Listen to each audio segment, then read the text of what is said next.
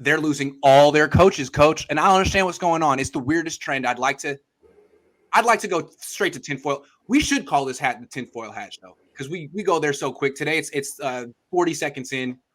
Let me just go through it real quick, and I want to get as many theories as possible because I have no idea what this means. So far this offseason, the Niners have lost their quarterback coach, Rich Gangarello. Now is the OC at Kentucky. They lost their tight end coach, John Embry, who they tried to give a pay cut to, clearly didn't want. Now he's in Miami. They lost their wide receiver coach in Miami, took a lateral position. Running back coach just straight up said, I'm taking the year off. That ruts Bobby Turner yesterday. And the offensive coordinator, he got a promotion to Miami. That's freaking 5 coaches on offense. The only ones left are the offensive line coach and Kyle. What do you think? What's that about? What's up with that? What's up with that, though? I think, it might have to do with their transition to a different quarterback and a different style of play. And it doesn't kicking older coaches off or moving on from older coaches or from different coaches, rather, even successful one is not necessarily a bad thing. The Rams, who just won a Super Bowl 2 years ago, Sean McVay essentially fired Wade Phillips and promoted a guy who had never been a defense coordinator before. Staley? Yep. And he had number 1 defense in the league and then get a head coaching job. So it's not necessarily a bad thing. Now, it's okay to question it. It certainly makes sense, but just making changes is not necessarily a bad thing. Now, it's interesting. I asked you this question, and you immediately went to Kyle pushing them out, which is possible. I mean, we have no idea what went down, and maybe he pushed out the tight end coach. But the other way to look at it is maybe some of these coaches bailed on him. Like, quarterback coach wasn't pushed out. Wide receiver Wes Welker wasn't pushed out, I don't think. Running back coach just said, I need a year off. I think the quarterback coach, I think that was quality control, though, the quarterback That's coach. true. Look, Rich Gangarello isn't a big loss, but to me, he bailed. Now, that's a good thing. That's a good decision that's a good thing for the Niners, but I think he bailed. I think Welker bailed. I think Turner bailed. And I don't know why, but I think the other way to look at it is there was a heavy Jimmy Garoppolo contingent in the locker room. We know that.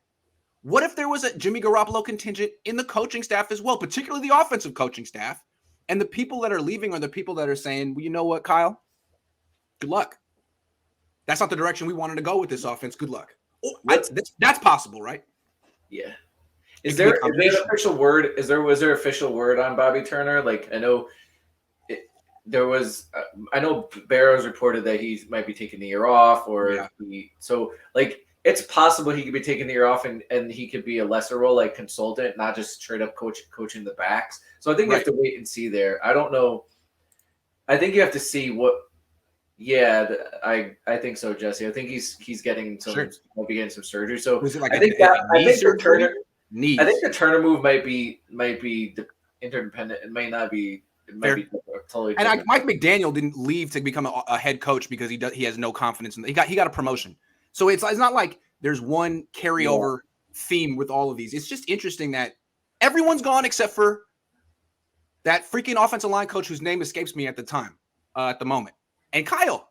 So maybe Kyle is like, look, I need a whole new direction for my offensive staff because we have a new coach. Or maybe some of these guys are like, I don't really have confidence in this. I mean, this is a Super Bowl team, right? I don't really have confidence in this new direction. Good luck.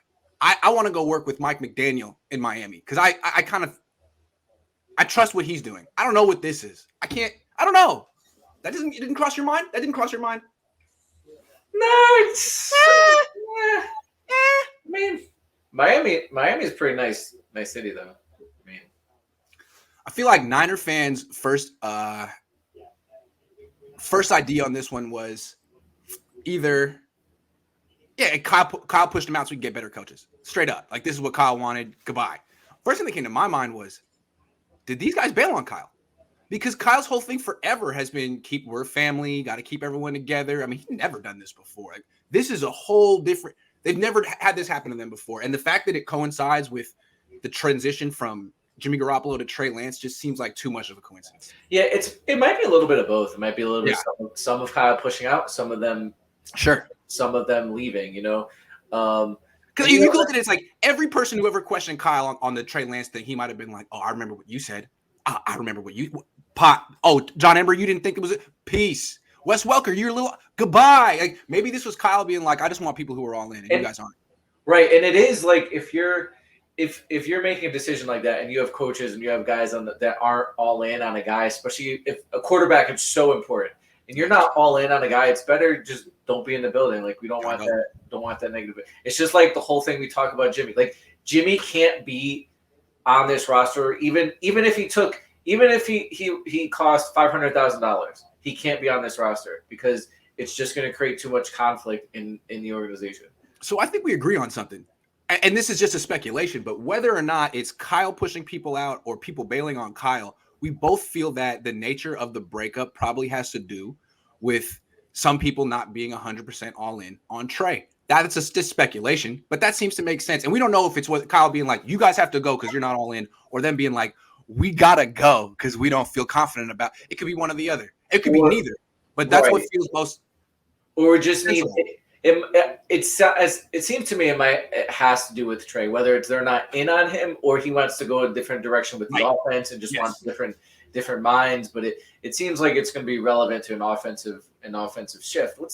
Which is a good thing, right? Because he's thinking about what he should think about, which is investing in the guy that you just spent 3 first-round draft picks on. Yeah, I mean, good for Kyle. And if